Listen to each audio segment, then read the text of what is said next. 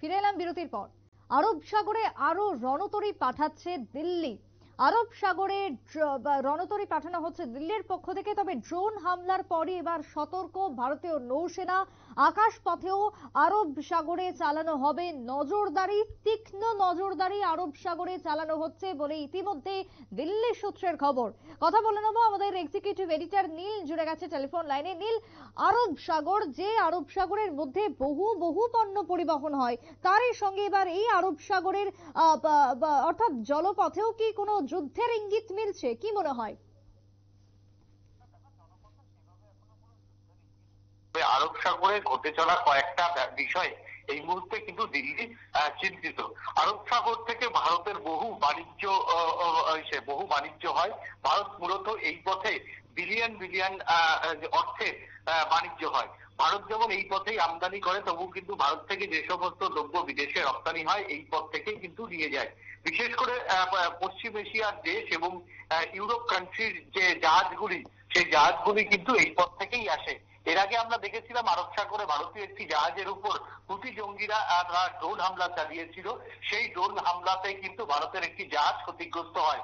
এরপরই আরব সাগরের যে নজরদারি সেটা কিন্তু এক লক্ষেই বাড়িয়ে দিল ভারতীয় নৌসেনা। নৌসেনার বিশেষ আধুনিক রণতরী এবার কিন্তু আরব সাগরের উদ্দেশ্যে রওনা দিল।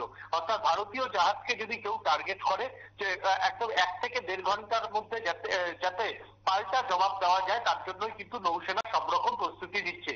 বিশেষ করে হুতি এবং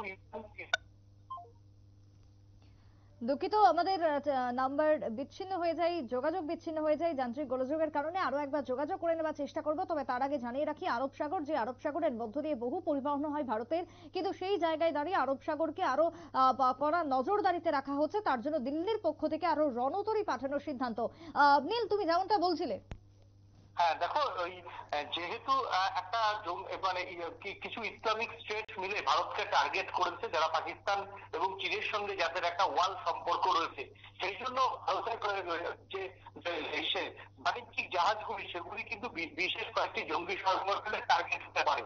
তার জন্যই ভারত এবং সিরিয়া তারাও আরব সাগরে বেশ কয়েকটি রণতরী পাঠিয়ে দিয়েছে। এবং যদি ভারতীয়দের কোনো জাহাজের উপর হামলা হয়, একদম মিনিট 10-15-এর মধ্যে যাতে পাল্টা জবাব দেওয়া যায় সেই ব্যবস্থাই কিন্তু করছে নৌসেনা।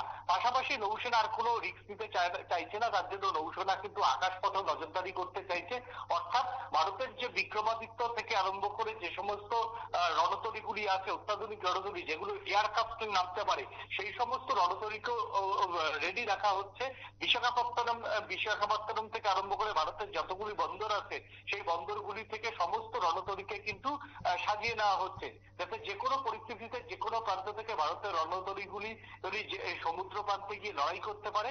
পাশাপাশি যেগুলো হচ্ছে এয়ারক্রাফট, অর্থাৎ যে যুদ্ধ জাহাজগুলিতে এয়ারক্রাফট নামে, সেই যুদ্ধ জাহাজগুলিকেও তৈরি রাখা হচ্ছে। এবং ভারতীয় নৌসেনার যে নিজস্ব বিমান বাহিনী রয়েছে, সেই নিজস্ব বিমান বাহিনী দিয়ে তারা এবার আকাশপথে তল্লাশি চালানোর কথা ভেবেছে, যাতে আরব সাগরে ভারতের যাতে নিজস্ব দাপট থাকে, ভারতীয় বাহিনীর যাতে নিজস্ব দাপট থাকে, সেই চেষ্টাই কিন্তু এবার ভারতীয় নৌসেনাও করতে চাইছে।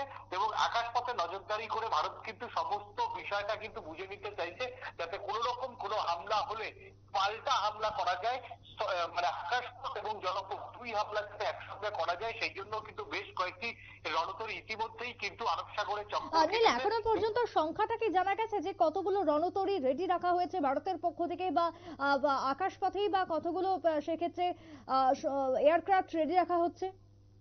দেখে এখনো যেটা সূত্রের খবর সেটা হচ্ছে 26টি রণতরী রাখা হয়েছে। ভারতের নৌসেনার যে হেলিকপ্টার, অর্থাৎ চিনুক, অ্যাপাচের মতো যে অ্যাটাকিং হেলিকপ্টার গুলি রয়েছে, সেই অ্যাটাকিং হেলিকপ্টার গুলিকে যেমন রাখা হয়েছে, তেমন কিন্তু যুদ্ধ বিমান, অর্থাৎ মিগ এবং তেজাস, এই দুটো যুদ্ধ বিমানকেও কিন্তু তৈরি রাখা হয়েছে। যেহেতু মধ্যপ্রাচ্যে একটা যুদ্ধের পরিস্থিতি চলছে এবং ইউক্রেন রাশিয়ার একটা যুদ্ধের পরিস্থিতি চলছে, সেই মধ্যপ্রাচ্যের যুদ্ধের পরিস্থিতিতে যাতে দ্রুত আরব সাগরে কোনো নতুন করে ইকুয়েশন সিচুয়েশন তৈরি না হয়, তার জন্যই কিন্তু এই রণতৌড়ি এবং অ্যাটাকিং যে এয়ারক্রাফট, সেই এয়ারক্রাফট গুলিকে কিন্তু তৈরি রেখেছে ভারতীয় নৌসেনা। তারা ইতিমধ্যেই আরব সাগরে নিজেদের স্থান তারা জানান দিচ্ছে।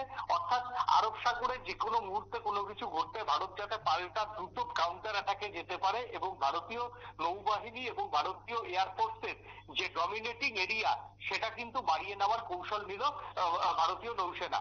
বেশ, অনেক ধন্যবাদ নীল।